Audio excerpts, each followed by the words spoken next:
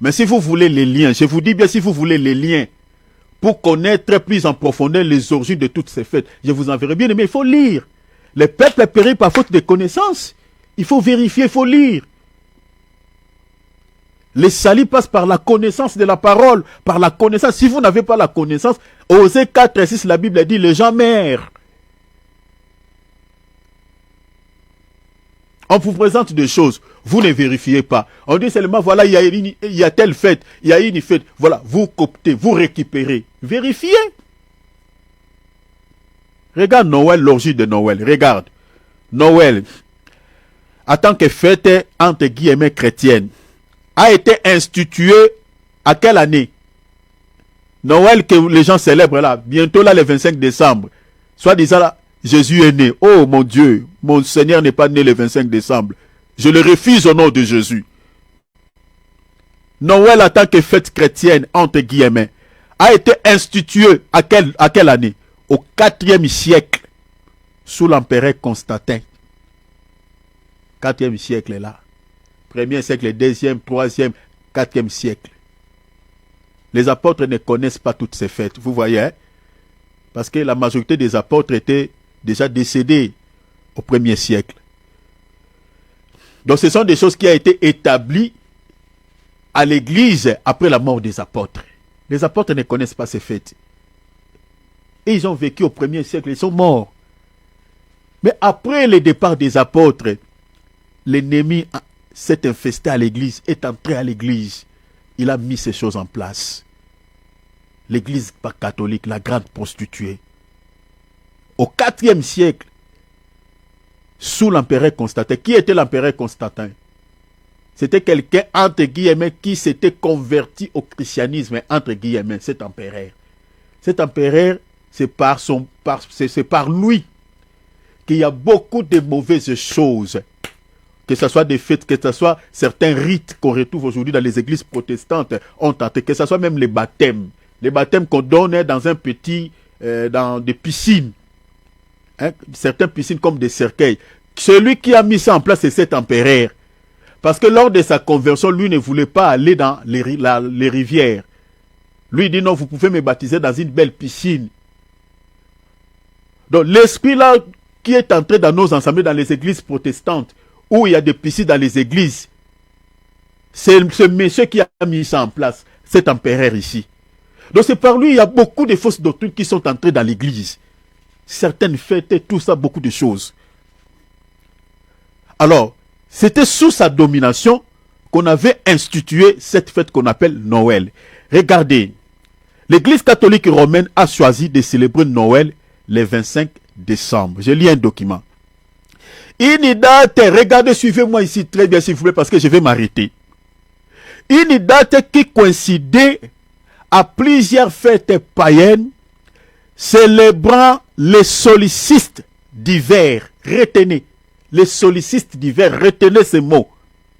Comme la fête romaine, le soleil invictus, honorant le soleil invaincu. C'était une fête. On a choisi la date du 25 décembre. Pourquoi? Parce que dans la tradition romaine, le 25 décembre, on dédiait cette fête à l'honneur de leur Dieu qui s'appelait le soleil. Le soleil que nous voyons là en réalité. Je parle du soleil que nous voyons, mais en réalité, ce n'est pas au soleil. Parce que derrière une idole, l'apôtre Paul nous dit, il y a un démon, il y a l'ennemi. Alors la date du 25 décembre, c'était une date déjà qui existait, où on rendait un culte à cette date, à ce Dieu soleil, c'était le Dieu des Romains. Maintenant, l'église catholique va récupérer cette date pour coller l'étiquette à cette date, la naissance de Jésus est né. Jésus est né le 25 décembre. Vous voyez la malice, hein? La malice de l'ennemi. Les gars, je continue.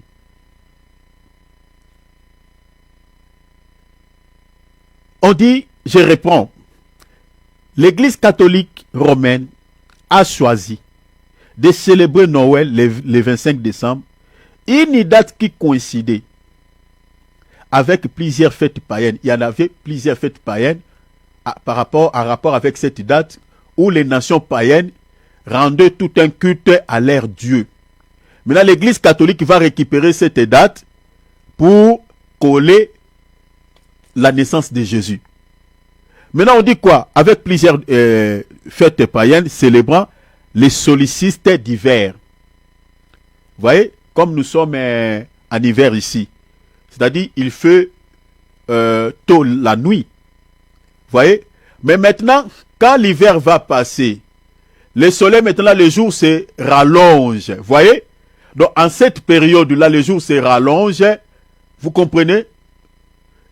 Donc, quand le soleil commence maintenant à réapparaître, c'est en ce moment-là qu'on rendait, on dédiait une fête, ça je parle de manière littérale, qu'on rendait un culte au soleil, au Dieu soleil. Mais en réalité, ce n'était pas au Dieu soleil, mais à l'ennemi.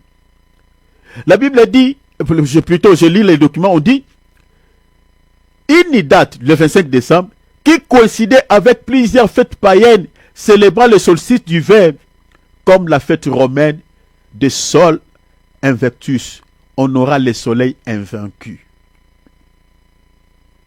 Vous voyez Noël, hein?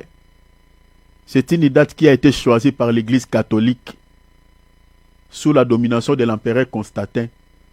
En réalité, Noël, c'est quoi? Noël n'a rien à voir avec la célébration de la naissance de Jésus, mais plutôt un culte rendu au Dieu soleil, une divinité païenne des Romains. C'est ça Noël. Je réponds. Si vous voulez les documents, je vous enverrai.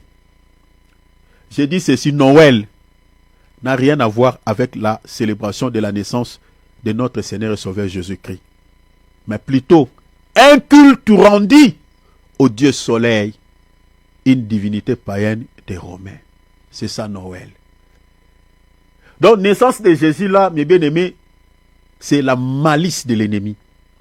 C'est la manipulation de l'ennemi. Parce que dans la Bible que nous nous détenons là, des 36 livres, il n'y a aucun verset qui nous retrace la date sur laquelle Jésus était né. Il n'y en a pas. Il n'y en a pas. Quand on lit même la Bible, si vous lisez les textes, Jésus n'était pas né en hiver. Non. Si vous regardez, vous lisez les temps sur lesquels Jésus était né, ça peut tomber peut-être en printemps ou soit en été. Parce qu'on nous parle des bergers qui étaient à l'extérieur avec leurs troupeaux. Or, tel que nous sommes maintenant là en Europe, nous sommes en plein hiver. C'est difficile de rester à l'extérieur avec des bêtes. Toutes les bêtes, mais bien aimé, vérifiez ceux qui vivent en Europe, ils savent, en hiver, toutes les bêtes sont coffrées dans leur tanière, dans leur maison. On n'expose pas les bêtes en hiver. Maintenant, les temps sur lesquels Jésus était né, l'indicateur, c'est les bergers, étaient à l'extérieur. Ce n'était pas en hiver. Le 25 décembre tombe en hiver. Donc vous comprenez que cette date, c'est une date qui a été choisie par l'ennemi pour rendre un culte à un Dieu inconnu. Et les chrétiens qui ne vérifient pas, des hommes de Dieu qui sont mandatés par l'ennemi, ils disent que voilà, Jésus est né le 25 décembre, célébrons la fête. Je vais lire des textes et puis nous allons clôturer par là. Que dit la Bible? Regarde ce que dit la Bible. Mon frère, écoute-moi, je vais m'arrêter ici. Écoute-moi bien s'il te plaît. Deutéronome 4, 19. Veille sur ton âme. Ça le Seigneur te dit, s'adresse à toi. Il te dit, veille sur ton âme, hein, parce que c'est là où se trouvent les salis. Veille sur ton âme, de peur que tu lèves les yeux vers le ciel. Tu lèves les yeux où? Vers le ciel. Et qu'en voyant le soleil, vous voyez, hein? Le Dieu des Romains, le soleil invictus, le soleil invaincu, on rendrait un culte au soleil. Mais le Seigneur dit, veille sur ton âme, de peur que tu n'élèves les yeux vers le ciel et que, en voyant le soleil, la lune et les étoiles, toute l'armée des cieux, tu ne sois entraîné à te prosterner devant eux et à leur rendre un culte, comme le 25 décembre. Les gens vont rendre un culte au Dieu soleil et non à Jésus. Parce que c'est une date qui est dédiée à ces dieux, soleil est vaincu. Mais le Seigneur ici, il est en train de nous mettre en garde. Faisons attention, veillez sur vos âmes, parce que c'est là où se trouvent les salis. La Bible dit dans le livre des Proverbes, garde ton cœur plus que toute autre chose, car c'est là est la source de ton salut. Veille sur ton âme, de peur que tu n'élèves les yeux vers le ciel, et qu'en voyant le soleil, le Dieu des Romains, la lune et les étoiles, toute l'armée des cieux, tu ne sois entraîné à te prosterner devant eux et à les rendre un culte. Ce que l'Éternel ton Dieu a donné en partage à tout le peuple sous le ciel tout entier. Il a donné le soleil, toutes ces galaxies, tous ces astres. Il a donné toutes ces choses aux nations de ce monde. Mais le Seigneur dit, je vous ai donné pour éclairer la terre. Mais ce n'est pas pour vénérer ces choses. Ce n'est pas pour adorer le soleil. Ce n'est pas pour adorer la lune. Ce n'est pas pour adorer les étoiles. Attention, le 25 décembre n'aura pas un culte à ce Dieu, à cette divinité romaine qui n'est rien d'autre que le soleil invaincu. 2 Rois chapitre 23 verset 5.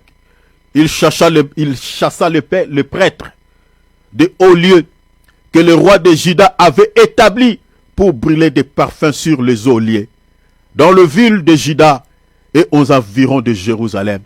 Ainsi, ce qui brûlait des parfums à Baal au soleil. Vous voyez, hein? Au soleil. L'Israël était entraîné au culte de ces dieux soleil, à la lune et aux constellations et à toute l'armée des cieux. Et Dieu, il a permis à son serviteur de chasser tous ces prêtres qui poussaient le peuple à l'adoration de ce Dieu soleil. Comme Dieu chassera tous ces prêtres de l'Église catholique qui ont mis cette date en place, ils savent que ce n'est pas pour vénérer Jésus, mais c'est pour adorer un Dieu inconnu. Ils savent. Comme Dieu avait chassé ici, il les chassera. Et tous ceux qui participent à ce culte, Dieu les chassera pareillement. Et chasser ici, c'est la condamnation éternelle. Vous serez chassés du ciel. Seigneur, n'avons-nous pas fait ceci à ton nom? Allez-vous-en. C'est de cette manière. Attention.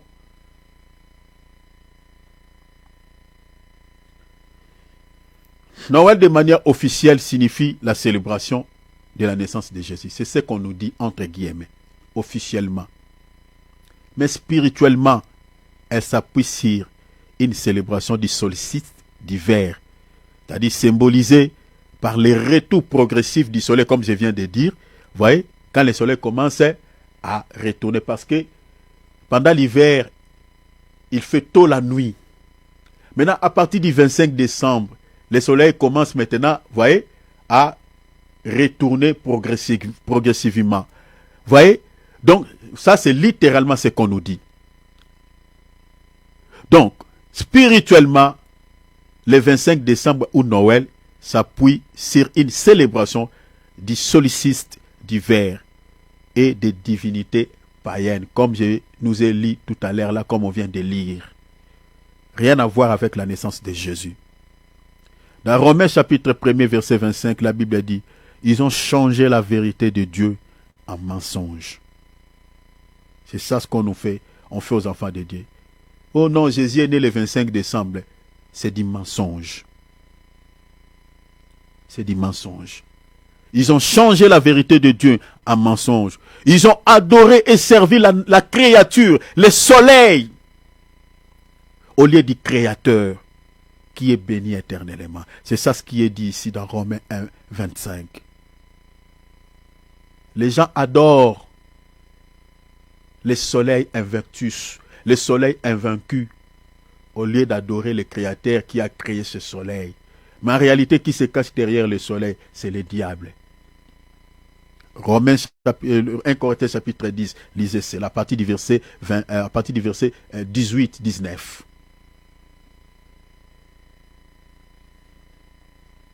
Je parlerai des sapins de Noël, mais pour terminer, lisez Ephésiens chapitre 5, verset 5. Méditez cela, lisez cela à la maison.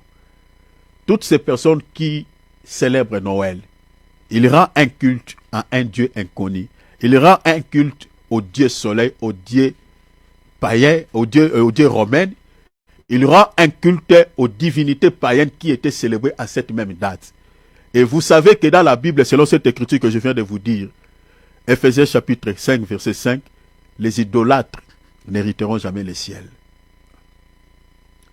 Toutes les églises qui soi-disant célèbrent Noël, ou soit qui profitent entre guillemets de ce jour pour parler de la naissance de Jésus-Christ, en réalité, ils participent à la table de Jézabel, ils participent aux tables des démons. Ces gens-là n'hériteront jamais le ciel, selon les critiques que je viens de vous dire. Parce que pour parler de la naissance de Jésus, en tant qu'Église, nous ne pouvons pas profiter de cette date. Mais non, on peut parler de la naissance de Jésus le mois de janvier, tous les mois. Tous les mois. Les idolâtres, Ephésiens 5.5, n'hériteront jamais le ciel. Retenez, le mercredi, je m'arrête ici, le mercredi, à partir de 19h, nous allons nous réunir, je vous parlerai des sapins de Noël. Retenez ça. Je vous parlerai de son origine, ça vient d'où? Les sapins là que les gens mettent dans leur maison là. Mais bien aimé, c'est toute une divinité. C'est toute une divinité. Voilà pourquoi vous allez remarquer après toutes ces fêtes, les gens rencontrent pas mal de problèmes. Parce que les gens sont visités. Les gens ouvrent des portes aux démons eux-mêmes. Alors que Ephésiens chapitre 4, verset 27, la Bible dit, ne donnez pas l'accès à Satan. Sapin de Noël. Posez-vous la question. Qu'est-ce que cet arbre-là vient faire le 25 décembre? Sapin de Noël. Cherchez à comprendre l'origine de ces choses. Et je vous parlerai que les sapins là que les gens mettent dans leur maison. C'est ça ce qu'on appelle dans la Bible l'arbre vert, l'arbre d'Achéra, qui est toute une divinité, qui est un démon, une déesse. Dans la Bible, on l'appelle l'épouse de Baal. Je vous parlerai et de Père Noël.